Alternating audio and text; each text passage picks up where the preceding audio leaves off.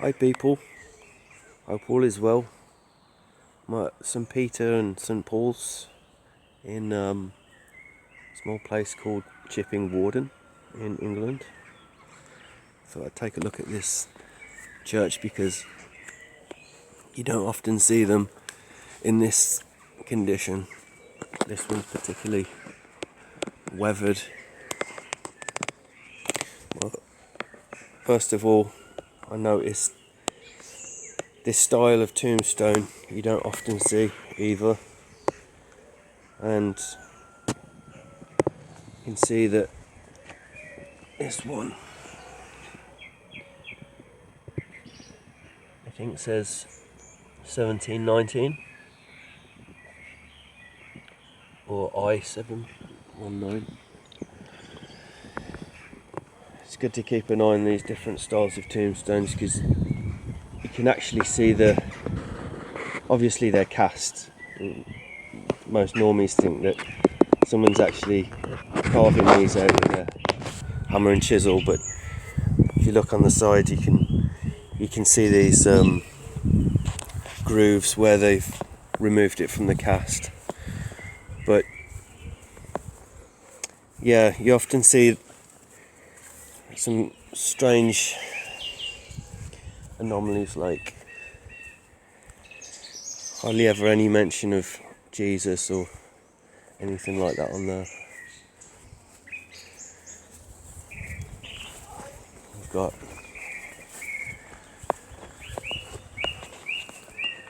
some kind of blocked up door, so how many repair jobs has been done on this church, who knows, but it looks like it's been underwater for a long time.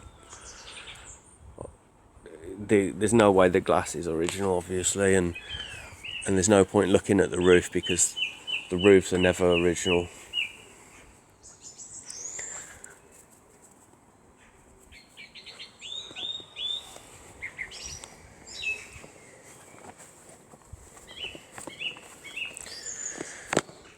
Now there's often a facade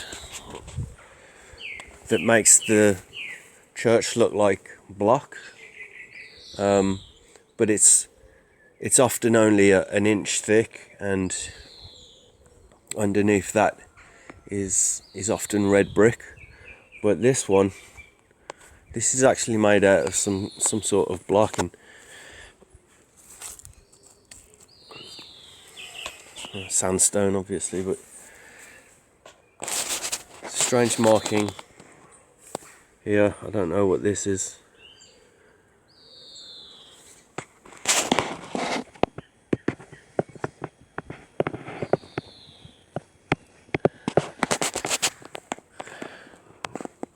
Another thing is that these gutters and pipes coming off the roof are obviously retrofitted. So when this thing was originally built, Freya, come here. Good girl. Stay with me. They didn't have to take rain into consideration.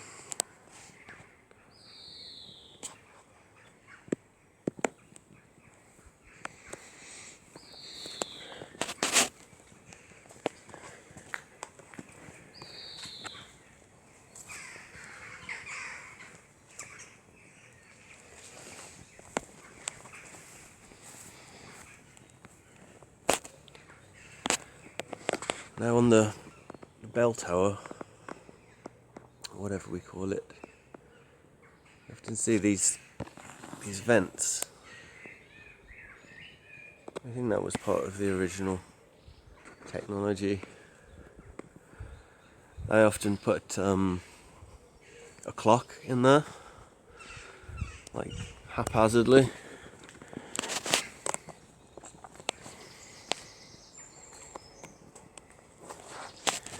There's no, I mean, these blocks are kind of all over the place. It's hard to tell, what was even original and what's a repair job. But I mean, the bottoms look extremely well. Obviously this thing goes much further underground. These churches are 100% of the time always on a raised patch of grass, or a mound or something that was left when the roads around it were cleared.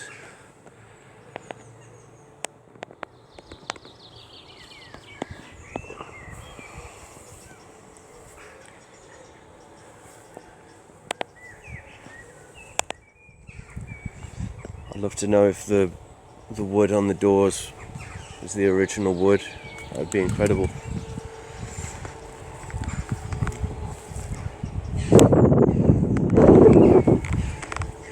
Here they've chosen not to put the clock on the fence, but just underneath it. I can assure you that clock wasn't there when this thing was built. My humble opinion. Now these faces, I don't know what to call them. Are they gargoyles? I don't know, but what I find interesting about them is they're all different. Every single one. They're all different. Their expressions are like some of shock, or that one looks quite, I don't know what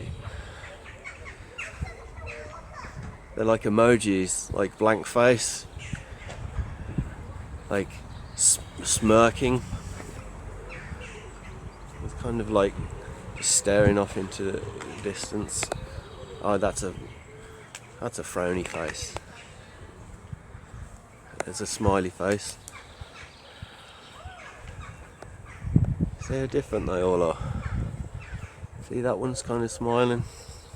That one's got big ears. Yeah.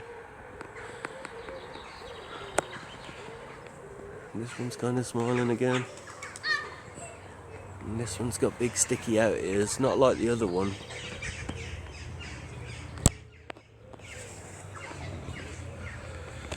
These windows are awesome as well. Look at that.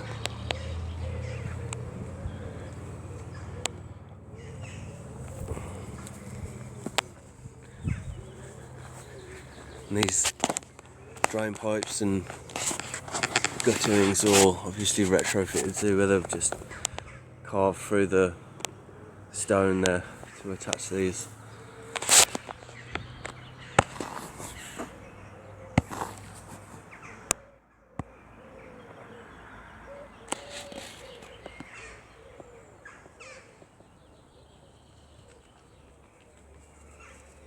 The gargoyle up there, I don't know. These things look like they're alive and they've just been frozen in time. If you took some sort of psychoactive substance, they'd all start speaking to you or something. Or, you know, their eyes would come to life and start following you around.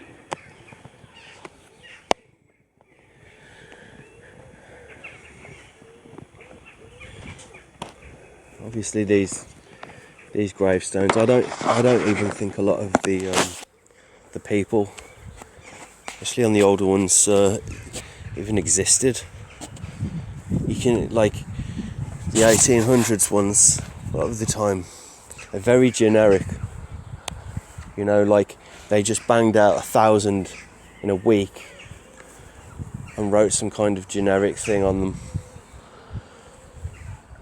And then kind of just put them wherever, and the dates are never in any kind of order. You've got ones that are 100 years apart right next to each other, and often they look like they've been lying on one of their sides for a long time in the wet. But yeah.